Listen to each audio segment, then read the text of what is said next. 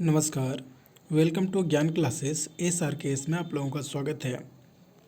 आज जो हम लोग बात करेंगे वो बात करेंगे क्लास 12th की मॉडल पेपर पे, जो झारखंड बोर्ड की मॉडल पेपर आई हुई है उसके ऊपर बात करेंगे और सब्जेक्ट होगा आज हमारा ज्योग्राफी का। ठीक है, तो मॉडल पेपर नंबर सेट 1 जो होगा उसके बारे में चर्चा करेंगे। एक एक करके हम लोग 5 सेट्स के बारे में चर्चा करेंगे, हर एक विषय के बारे में चर्चा करेंगे। ठीक है, तो ज्योग्राफी में जो मॉडल पेपर आई हुई है इसमें मैं थोड़ा डिटेल आपको बता देता हूँ कि इसकी क्राइटेरिया क्या होगी।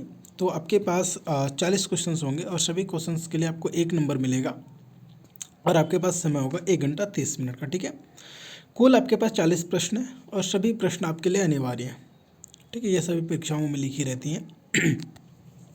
अगर आपका उत्तर सही होता है तो आपको उसके लिए 1 नंबर मिलेंगे और अगर गलत होता है तो आपके नंबर काटे नहीं जाएंगे। ठीक है, तो चलिए हम लोग देर नहीं करते हुए हम लोग प्रश्न को प्रारंभ करते हैं। और हाँ, एक चीज़ आप लोग थोड़ा ये करिएगा कि अगर आप चैनल पे नए हैं तो चैनल को सब्सक्राइब करिए। वीडियो अगर आपको अच्छी लगती है तो वीडियो को लाइक करें और कृपया वीडियो को आप पूरा देखेंगे, बहुत सारी मेहनत लगती है बनाने में। ठीक है, और अगर आपको अच्छा ना लगे तो आप ज़रूर बताएं कि कौन सी पार्ट जो आपको अच्छी नहीं लगी, ताकि उसमें हम लोग सुधार कर पाएँ। ठीक है, तो चलिए पहली चीज़ें क्या है कि निम्नलिखित में से कौन सामाजिक भूगोल का उपक्षेत्र नहीं है।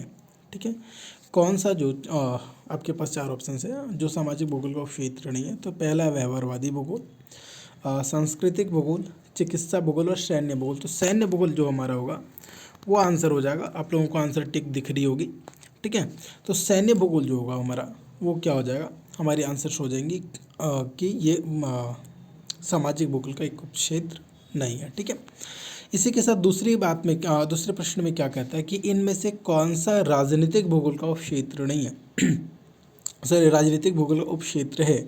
इनमें से कौन सा राजनीतिक भूगोल का उपक्षेत्र है। तो कहने का मतलब ये है कि अगर हम बात करते हैं तो निर्वाचन जो होता है वो राजनीति में होता है। ठीक है, तो निर्वाचन भूगोल जो होगा वो हमारा क्या आ जाएगा, राजनीतिक भूगोल का उपक्षेत्र आएगा। ठीक है, इसी के साथ अगर हम लोग तीसरे प्रश्न पे बात करें तो तीसरा प्रश्न हमारा कहता है कि इनमें से कौन आर्थिक भूगोल का उपक्षेत्र नहीं है।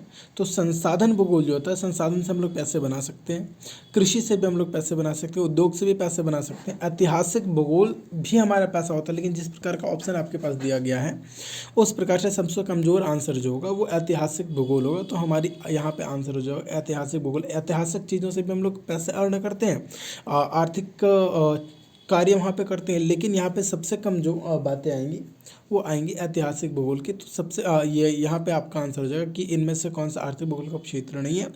तो हमारी आंसर्स हो जाएंगी ऐतिहासिक भूगोल। ठीक है, अगर हम चौथे क्वेश्चन से बात करें तो विश्व के 10 सर्वाधिक आबाद देशों में विश्व के लगभग कितने प्रतिशत जनसंख्या निवास करती है। तो ज्योग्राफी के बुक में आप लोगों ने पढ़ा होगा कि 60% जनसंख्या जो है वो लगभग 10 देशों में निवास कर जाती है, जिस बड़ी जनसंख्या वाले देश हैं। ठीक है, इसी के साथ अगर हम बात करते हैं कि किसी भी देश की वास्तविक धन क्या होता है, तो वहाँ के निवासी उसके वास्तविक धन होते हैं, क्योंकि अगर निवासी नहीं रहेंगे तो देश में कोई कार्य नहीं हो पाएगा। देश के अन्य संसाधन जो होंगे उसका यूज़ करेगा कौन, लोग रहेंगे तब ना, और लोग रहेंगे तभी तो उसका धन बनेगा। ठीक है, देश की अर्थव्यवस्था कब चलेगी, जब देश के लोग वहाँ पे रहेंगे। अगर लोग ही नहीं है तो अर्थव्यवस्था चलेगी क्या। देश में उद्योग कैसे चलेंगे, तो देश में उद्योग भी चलाने के लिए, उद्योगों को भी चलाने के लिए देश के निवासी होने चाहिए। देश के निवासी अगर आपके पास नहीं है तो आप देश बहुत अच्छे तरीके से नहीं चला पाएंगे। ठीक है, तो किसी भी देश के वास्तविक धन जो होता है वो वहाँ के निवासी होता है। ठीक है, अब आगे की बात करते हैं। क्वेश्चन नंबर 6 में बात अगर किया जाए तो क्या बोलता है कि एशिया में बहुत अधिक स्थानों पर कम लोग और कम स्थानों पर बहुत अधिक लोग निवास करते हैं। यह किसका कथन था। तो ये जॉर्ज बी क्रेशी का कथन है, ये आप लोग बुक में पढ़ा हुआ है। ठीक है, जॉर्ज बी क्रेशी का कथन है। तो यहाँ पे ये इसमें समझाने वाली कोई बात नहीं, ये रटने वाली बात है। ठीक है, इनमें से कौन विश्व का सबसे सघन बसाव क्षेत्र है। तो आप देखेंगे कि नदियों के किनारे सबसे ज़्यादा लोग बसते हैं। ठीक है, तो यहाँ पे नदी घाटी का क्षेत्र जो होगा वो सबसे सघन बसाव क्षेत्र हमारा होगा। ठीक है, अगला क्वेश्चन नंबर 8 कहता है कि इनमें से जीवन का सर्वाधिक महत्वपूर्ण कारक क्या है। जीवन का सर्वाधिक महत्वपूर्ण कारक जो है वो क्या होगा। तो इनमें सभी सारी चीज़ें जो है, जो 4 ऑप्शंस हैं, चारों के चारों ऑप्शंस हमारे पास महत्वपूर्ण हैं। लेकिन सबसे महत्वपूर्ण हमारे जल की उपलब्धता होगी। अगर जल नहीं रहेगा तो हम वहाँ पे रह ही नहीं पाएंगे। अगर भूमि का आकृति बहुत अच्छी नहीं है तब भी हम लोग रह लेंगे। थोड़ी दिल्ली जैसे पोल्यूटेड हवा अगर हमारे पास है तब भी हम लोग थोड़ा सर्वाइव कर लेंगे। मृदाएँ अच्छी नहीं है, कृषि योग्य नहीं है, तब भी हम लोग सर्वाइव करेंगे। लेकिन जल अगर नहीं है तो हम लोग सर्वाइव करना बहुत मुश्किल हो जाता है। ठीक है। अगला क्वेश्चन नंबर 9 बोलता है कि किस प्रकार की मिट्टी वाले प्रदेशों में अधिक लोग निवास करते हैं। तो जहाँ पे उपजाऊ होती है वहाँ पे लोग ज़्यादा निवास करते हैं, और दोमट मिट्टी उपजाऊ होती है वहाँ पे लोग ज़्यादा निवास करते हैं। तो आपके आंसर सही ग, दोमट मिट्टी। ठीक है। अगली क्वेश्चन से अगर बात करें हम लोग तो क्वेश्चन नंबर 10 बोलता है कि जनांकीय संक्रमण सिद्धांत के किस अवस्था में जन्म दर और मृत्यु दर दोनों उच्च होते हैं। हम लोगों ने पढ़ा हुआ था कि जनांकीय संक्रमण सिद्धांत का जो पहला अवस्था होता है उसमें ना तो हमारे पास व्यवस्थाएं बहुत थी और ना ही हम लोग समझदार थे। तो पहला अवस्था में हम लोग का क्या था कि बहुत सारे लोग जन्म भी लेते थे और बहुत सारे लोग मर भी जाते थे। ठीक है। तो यहाँ तक आई होप कि आप लोगों को बातें अच्छी तरीके से समझ में आ रही होगी, आपको आंसर्स अच्छे लग रहे होंगे। ठीक है। तो थोड़ा अगर आप लोग चैनल पर नए हैं, वीडियो अगर आपको अच्छी लगती है तो चैनल को सब्सक्राइब करें, वीडियो को लाइक करें, दोस्तों के साथ शेयर करें। ठीक है, ताकि अधिक से अधिक लोगों तक ये बातें पहुँच सकें। अगली क्वेश्चंस की ओर हम लोग बढ़ते हैं और क्या बोलता है कि विकसित राष्ट्र सामान्यतः जनांकीय संक्रमण सिद्धांत के किस अवस्था में होते हैं। तो विकसित राष्ट्र जो होते हैं वो वहाँ पे जनसंख्या बहुत अधिक नहीं होती है। पहली चीज़ तो ये कि वो थोड़े कंट्रोल्ड होते हैं, जनसंख्या उनके पास बहुत अधिक नहीं होती है। तो वो क्या करते हैं कि तृतीय अवस्था में होते हैं, ना वहाँ पे जनसंख्या बहुत ज़्यादा लोग मर रहे होते हैं और नहीं बहुत ज़्यादा लोग वहाँ से समस्याएँ ये वो जन्म ले रहे होते हैं। ठीक है। तो यहाँ पे हमारी ऑप्शंस क्या हो जाएंगी, तृतीय अवस्था। ठीक है। यहाँ तक की बातें आई होप कि आपको समझ में आ गई। अगर हम लोग चौथे क्वेश्चन पे बात करें तो प्रति 1000 पुरुषों पर स्त्रियों की संख्या क्या होती है, स्त्रियों की संख्या को क्या कहते हैं। तो लिंगानुपात कहेंगे। प्रति 1000 पुरुषों की जनसंख्या पर जो महिलाएं होती हैं वो लिंग अनुपात के अनुसार होता है। ठीक है। क्वेश्चन नंबर 13 पे बात करते हैं तो क्या बोलता है कि इनमें से कौन सा गुणात्मक परिवर्तन है जो मूल्य सापेक्ष होता है, गुणात्मक परिवर्तन होता है। तो ये एक्चुअली हम लोग ज्योग्राफी में भी पढ़े और ये साइकोलॉजी में भी पढ़ना होता है। तो विकास जो होता है वो गुणात्मक परिवर्तन होता है, वृद्धि जो होती है वो ये आपकी मात्रात्मक परिवर्तन होता है। तो हमारे विकास यहाँ पे आंसर हो जाएगा। गुणात्मक परिवर्तन कौन सा है, तो विकास हमारे गुणात्मक परिवर्तन के तहत आती हैं। ठीक है। अगर हम लोग अगली क्वेश्चन की ओर जाएं, क्वेश्चन नंबर 14 पे बात करें तो इनमें से किस देश की जीवन प्रत्याशा सबसे अधिक है। तो जीवन प्रत्याशा क्या होता है कि एवरेज आयु जिसको हम कह सकते हैं वो जीवन प्रत्याशा के तहत काम करती है। तो हमारी जापान की जीवन प्रत्याशा सबसे अधिक है। ठीक है। जितने भी देश आपके पास ऑप्शंस दिए हुए हैं और वैसे बिना ऑप्शंस वाले में भी जापान की जो जीवन प्रत्याशा होती है वो सबसे अधिक है। ठीक है, आपने बुक में पढ़ा हुआ होगा। क्वेश्चन नंबर 15 पे अगर बात करें तो मानव विकास के आधारभूत आवश्यकता उपागम को मूल रूप से किस संगठन ने प्रस्तावित किया था। ठीक है। क्वेश्चन से एक बार फिर से हम पढ़ते हैं। मानव विकास के आधारभूत आवश्यकता उपागम को मूल रूप से किस संगठन ने प्रस्तावित किया था। तो अंतर्राष्ट्रीय श्रम संगठन जो है वो सबसे पहले मानव विकास के आधारभूत आवश्यकताओं पे बात किया था। तो यहाँ पे आप ऑप्शन हो जाएगा हमारा पे ख आंसर जो होंगी अंतर्राष्ट्रीय श्रम संगठन। ठीक है। क्वेश्चन नंबर अगर 16 पे बात करें तो 16 पे क्या बोलता है कि इनमें से किस देश का मानव विकास सूचकांक जो है भारत से ऊंचा है। तो हमारी पड़ोसी ही है श्रीलंका, उसकी मानव विकास सूचकांक जो है वो भारत से अधिक है। ठीक है। क्वेश्चन नंबर 17 पे बात करें तो किस क्षेत्र में यहाँ पे क्रियाकलाप लिखा होना चाहिए, कार्यकलाप लिखा हुआ है, कोई दिक्कत नहीं है। कार्यकलाप करने वाले लोगों को लाल कॉलर श्रमिक कहते हैं। तो लाल कॉलर श्रमिक जो होते हैं वो प्राथमिक क्षेत्र वाले लोगों को कहा जाता है। ये बुक में आपके दिया हुआ है। ठीक है। बुक से भी आप लोगों ने अगर रीडिंग करा होगा या बुक जहाँ भी पढ़ा होगा आप लोगों ने वहाँ से ये सारी चीज़ें आपको मिली होंगी, और अगर नहीं मिली तो अभी भी आप ढूंढ सकते हैं। ठीक है। क्वेश्चन नंबर 18 पे बात करें तो क्या बोलता है कि मानव की कौन सी आर्थिक क्रियाएं प्राचीनतम है। यहाँ पे थोड़ा सा कन्फ्यूजन हो सकता है लोगों के अंदर। कन्फ्यूजन क्या होगा कि भोजन संग्रह और आखेट भी लगेगा कि प्राचीनतम क्रियाएं हैं जिससे लोग आर्थिक क्रिया करते थे। लेकिन आखेट और भोजन संग्रह से तब हम लोग पैसे कमाना शुरू किए जब कृषि प्रारंभ हुआ। कृषि प्रारंभ हुआ तो लोग शिकार करने बंद कर दिए। कम कर दिए, भोजन का संग्रह करना बंद कर दिया। तो यहाँ पे क्या सारी चीज़ें कि कृषि पहले आई, हमारी सबसे प्राचीनतम आर्थिक क्रियाएं जो हैं वो कृषि होंगी। ठीक है। क्वेश्चन नंबर 19 पे अगर बात करें तो क्या बोलता है कि जर्मनी में आधुनिक भूगोल के किस विचारधारा का विकास हुआ। तो हम लोगों ने 3 विचारधारा ज्योग्राफी में पढ़ी हुई थी और तीनों विचारधारा का विकास जो है वो जर्मनी में हुआ। तो यहाँ पे आंसर आपके सभी हो जाएंगे। ठीक है। अर्धकुंडई के लेखक कौन है। तो कार्ल रिटर। यहाँ पे कोई कन्फ्यूजन वाली बातें नहीं होनी चाहिए, ये रटने वाली चीज़ें समझाने वाली नहीं है, जहाँ समझाने वाली बातें वहाँ पे समझा दिया जा रहा है। ठीक है। अगला क्वेश्चन बात करें, संभावनावाद शब्द का सर्वप्रथम प्रयोग किसके द्वारा किया गया था। तो फैब्रिक के द्वारा किया गया था। ऑप्शन ग फैब्रिक होगा इसका आंसर। आप लोगों ने बुक में देखा होगा और नहीं देखा तो भी जाकर के देख सकते हैं। ठीक है। अगली क्वेश्चन है, ओरिजिन ऑफ स्पीसीज सिद्धांत का संबंध निम्नलिखित में से किस विद्वान के साथ है। तो डार्विन के साथ है। आप लोग पढ़े हैं और नहीं पढ़े तो अभी मैं बता रहा हूँ। अगर डिटेल्स वीडियो चाहिए तो आप कमेंट में लिखें, इसके ऊपर डिटेल्स वीडियो बनाई जाएंगी। ठीक है।